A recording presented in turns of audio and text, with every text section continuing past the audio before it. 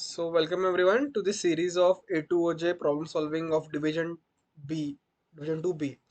So we started this series because as we mentioned earlier in our first video, introduction video was कि most of the people को कैसे होता है कि A problem easily हो जाता है बट B प्रॉब्लम जो होता है ना जो मोस्टली कंस्ट्रक्टिव होता है या किसी अदर हार्ड टाइप का होता है जो जो बिगनर्स को बहुत तकलीफ देता है ग्रो अप करने के लिए B problems are usually quite tougher and stuck up हो जाते हैं लोग ए की बात हो नहीं पाता बी तो गिव अप कर देते हैं so this 100 question solving series is key to motivate you and to help you move forward to more difficult questions and give you a good hand over all the division 2b questions which we could capture.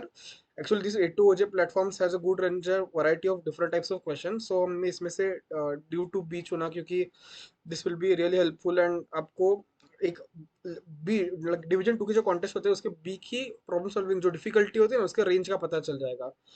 So let's start with our first question. Question का नाम as you can see is queue at the school. The question is pretty simple and pretty straightforward. Okay, so I'll give you some time. Please read the question carefully. उसके बाद I'll explain the question and we'll discuss the solution.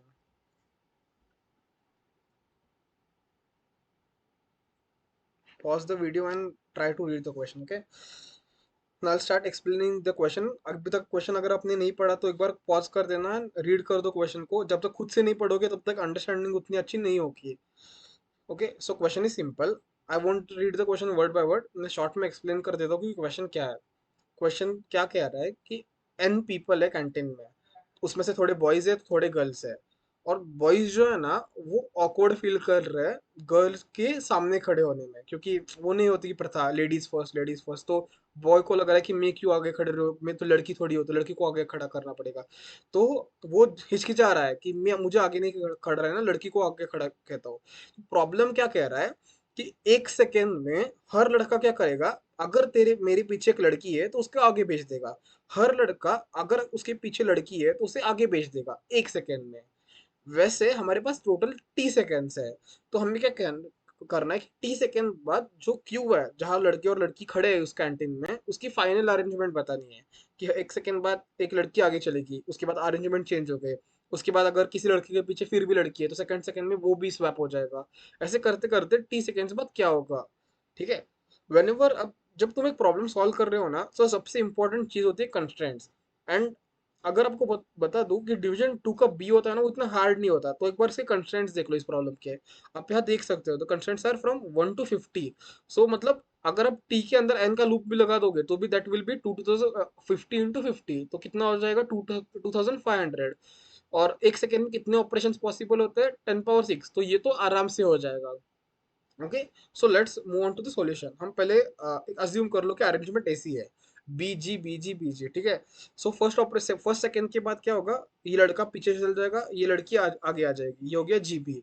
इसके पीछे भी ऐसा हो गया कि जो लड़का था वो पीछे चला गया, लड़की थी वो आगे आ गई जी बी.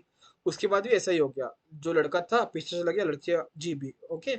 अब सेकंड सेकंड में क्या होगा कि देखो कि कोई बंदा है क्या जिसके पीछे लड़की खड़ी है, तो है दो लोग हैं जिनके पीछे लड़की खड़ी है, तो क्या होगा सेकंड सेकंड में, ये हो गया जी जी बी, ये हो गया क्या हो गया जी बी बी.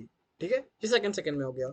अब थर्ड सेकंड में क्या होगा कि कोई है लड़का जिसके पीछे लड़की खड़ी है, हाँ बी है जिसके पीछे लड़की खड़ी है, तो उसके बाद क्या होगा थर्ड सेकंड में जी जी जी और बी बी बी. तो अगर मैं पूछूं आपको कि फर्स्ट सेकंड बाद अरेंजमेंट क्या थी तो आप ये वाली बता दोगे. अगर मैंने पूछा कि सेकंड सेकंड बाद क्या होगी तो आप ये वाली बता दोगे. अगर मैंने पूछा कि थर्ड के बाद क्या होगी तो आप ये वाली बता दोगे. सही है, बात सही है, इतना क्लियर है. तो अब इसे कोड कैसे करेंगे, तो इसका सूडो कोड को यहाँ पहले समझा देता हूँ. सूडो कोड मतलब एक कोड, एक जैसे डमी कोड. ओके, तो हम क्या करेंगे, पहले टी तक का लूप लगाएंगे. For t, for i is equal to 0 से टी तक. इससे क्या होगा कि हम हर सेकंड को ट्रैवल कर रहे हैं. अब हर सेकंड में एवरी सेकंड हम क्या करेंगे, पूरे क्यू को ट्रैवर्स करेंगे. For j in is equal to 0 to n. अब भाई पूरे क्यू ट्रैवर्स करना है क्योंकि हमें देखना है ना कि क्यू में किसी बंदे के पीछे कोई बंदी खड़ी है क्या, किसी लड़की के पीछे कोई लड़की खड़ी है क्या. तो हर सेकंड में पूरी क्यू ट्रैवर्स करनी पड़ेगी. तो मैंने क्यू ट्रैवर्स कर दी. अब उसके अंदर मुझे क्या देखना है कि किसी लड़के के पीछे कोई लड़की खड़ी है क्या.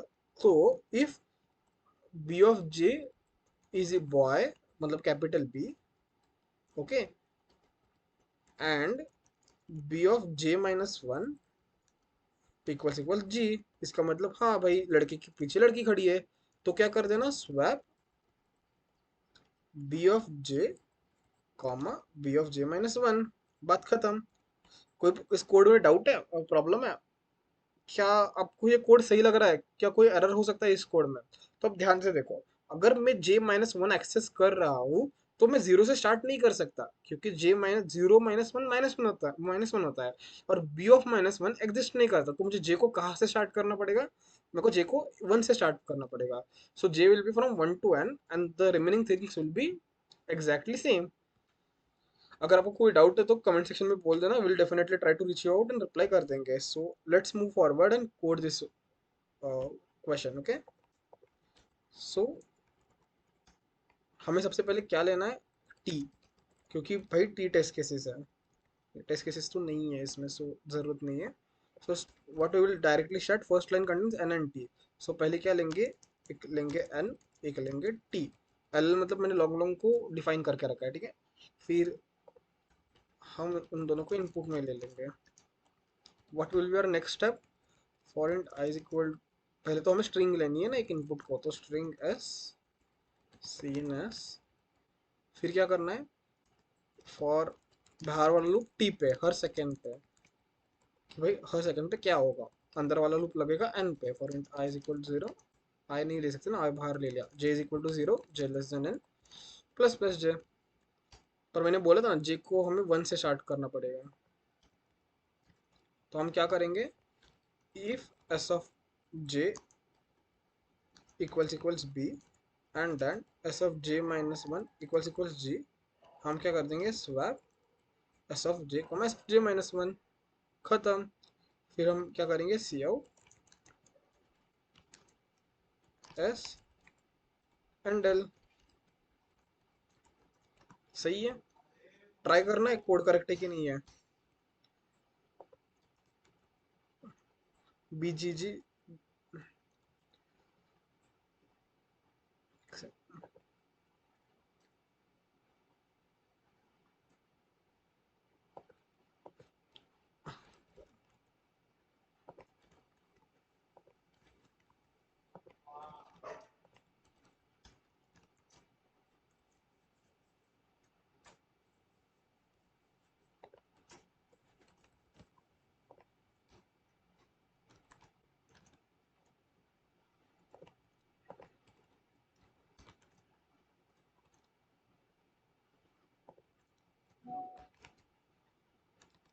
हो गए सारे पास।